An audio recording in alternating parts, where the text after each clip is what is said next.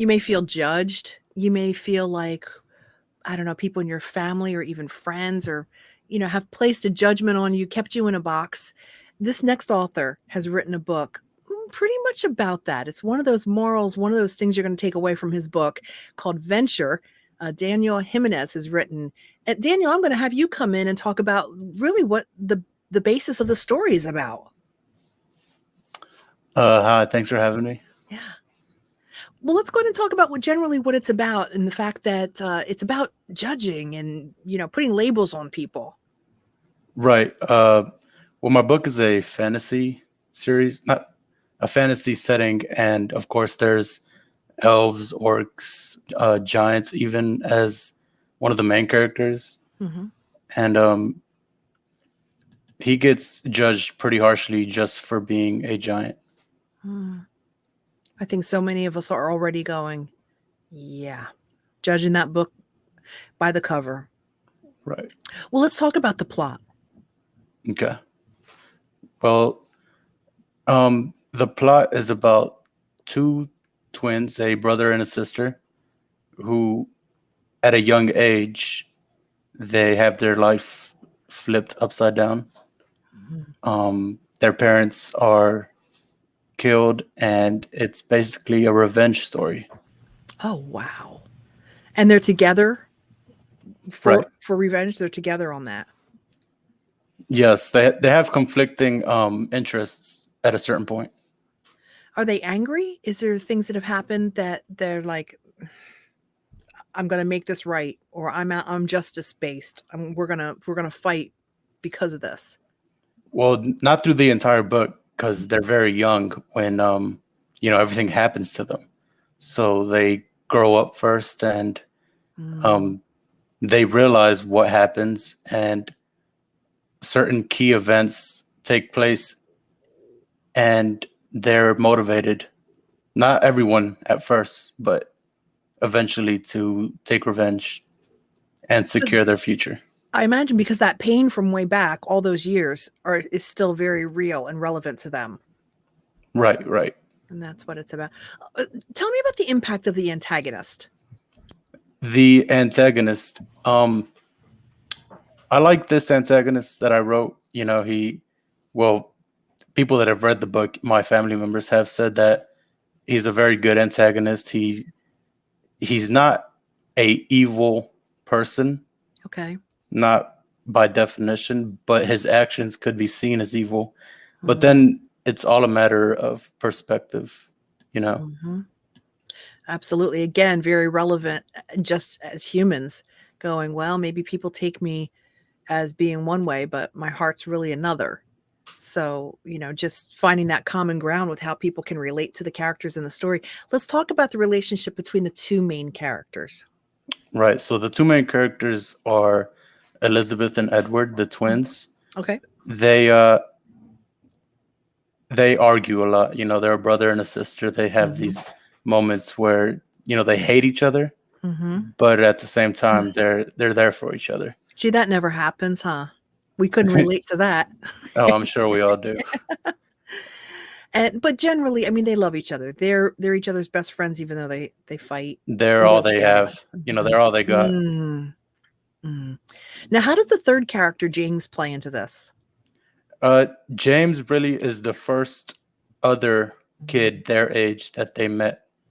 Because if you read in my, what's it called? The summary of the book that I wrote, the giant is their stepdad. So they weren't raised in society. They were raised in the woods.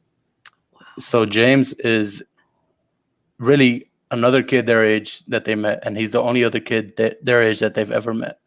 And wow. Edward has a look into how maybe he should act.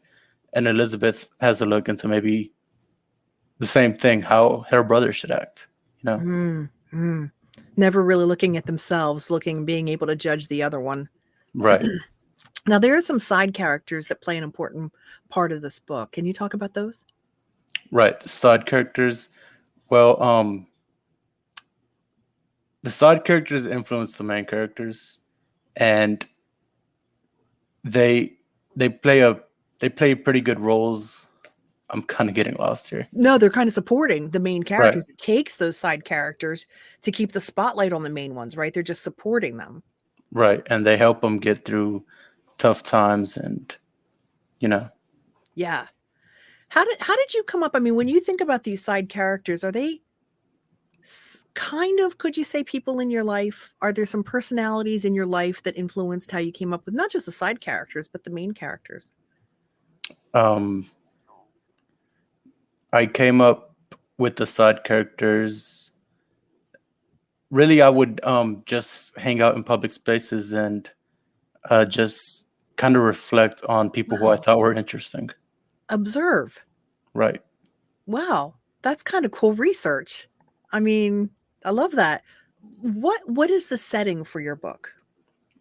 It's I would say fantasy, like it's a fantasy setting, Okay. but it's modern, kind of old style. You know what I'm saying? They have, Well, is it another world? yeah, I think so. Okay. Yeah, Okay. I would say Okay. so. Okay. And then let's talk about where they start. And I mean, they're starting out as young children. They grow up still with all these wounds and this hurt and pain to be vengeful.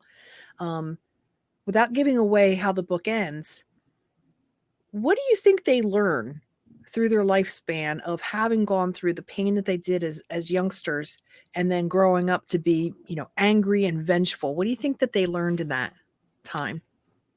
Well, for one, they learn to keep each other close and to tell each other that they love each other. Mhm. They, after seeing, their parents die, they kind of have to hold strong, be Mhm. together, and even if they argue a lot, they need to just be there for each other. Mhm. That's huge. I'm really interested in the way that there's discrimination against the different characters, because they're all very different. They're Right. all like, you know, is there a little seed of some things that maybe you've gone through or your friends have gone through or family or whatever or that you see on the news that kind of inspired an awareness and to put it in a book like this, it just makes it very black and white. Like, this is wrong. What are your thoughts on that? Um, well, it was not my intention to have that as a, you know, um,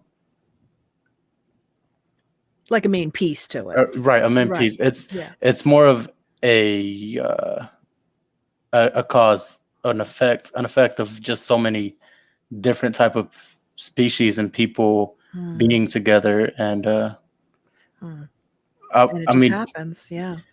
growing up the way I did, as you said, it just happens. You know what I'm saying? And Mhm.